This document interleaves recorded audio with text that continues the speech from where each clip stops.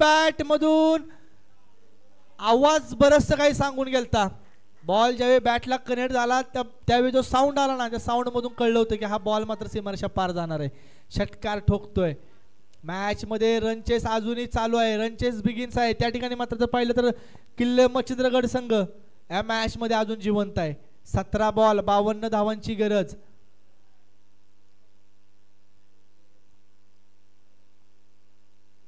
चांगला बॉल, खोलवर टप्प्याचा बॉल, वाईड लाईन यॉर्कर चेंडू पाहायला मिळाला. डॉट बॉल मैदानावरती येतोय. स्वतः लालाबाई बागवान संघ मालक कॅप्टन मात्र विकेट किपरच्या भूमिकेमध्ये आपण पाहतोय. 16 चेंडू 52 धावा. प्रत्येक चेंडू नंतर सामन्याचं समीकरण बदलतंय. कधी किल्ले मच्छिंद्रगड संघ तर कधी मात्र जर पाहिलं तर सहारा कराडा संघ. अतिशय दोलायमान स्थितीमध्ये हा सामना. यावेळी आणखीन एक स्लॉट मध्ये आलता, त्याला समोरच्या प्लॉट मध्ये पाठवलंय. हाही बॉल जाईल सीमारेषा पार. 6 धावांसाठी षटकार.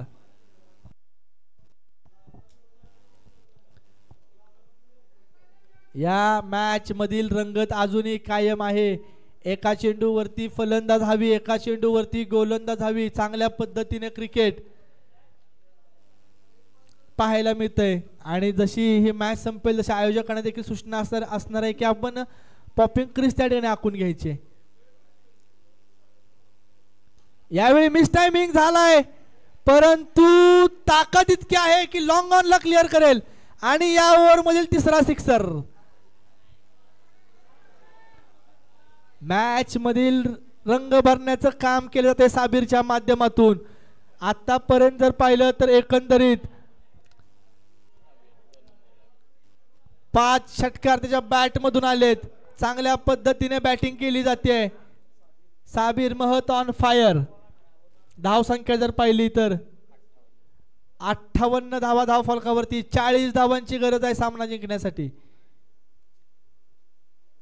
यावेळी मात्र नो बॉल. आणि काय फटका खेळलाय, आजच्या दिवसातील सर्वाधिक देखणा फटका.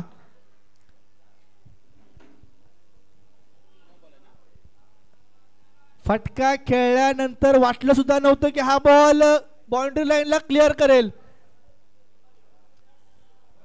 षटकार येतोय. बॅक टू बॅक तिसरा. प्रेक्षकांना देखील विनंती असेल, साबिरची बॅटिंग आवडली असेल टाळ्या वाजवायला काहीच हरकत नाहीये. कारण 98 धावांचा पाठलाग करत असताना चांगल्या पद्धतीने मात्र फलंदाजी केली जाते. 64 धावा धाव फलकावरती. 65 धावा धाव फलकावरती. फ्रीडचा बॉल. फ्रीडचा बॉलवर मात्र गॅप मध्ये फटका खेळायचा प्रयत्न. वैभव सूर्यवंशी त्या ठिकाणी आहेत. 1 धाव पूर्ण केली जाईल. 13 बॉल 32 धावांची गरज सामना जिंकण्यासाठी. या मॅच मध्ये जर पाहिलं तर 58 धावा पाहिजे होत्या 18 बॉल मध्ये. आतापर्यंत जर पाहिलं तर एकंदरीत 3 षटकार 4 षटकार आणि 2 धावा असे एकूण 26 धावा या षटकामध्ये येत आहेत. खोलवर टप्प्याचा बॉल सरळ बॅटने खेळून काढलाय आप्पा काशीच्या माध्यमातून. राहुल यादव त्या ठिकाणी आहेत.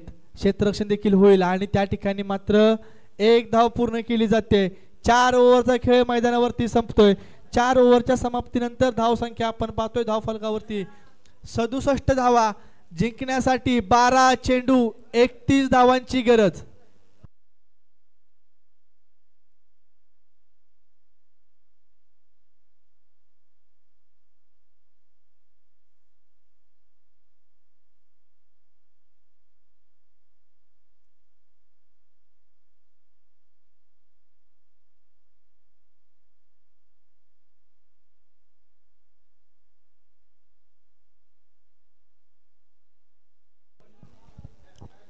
बारा बॉल 31 धावांची गरज आहे सामना जिंकण्यासाठी.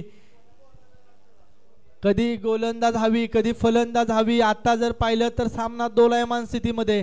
आणि महत्त्वाचं काय तर हे निर्णायक षटक टाकण्यासाठी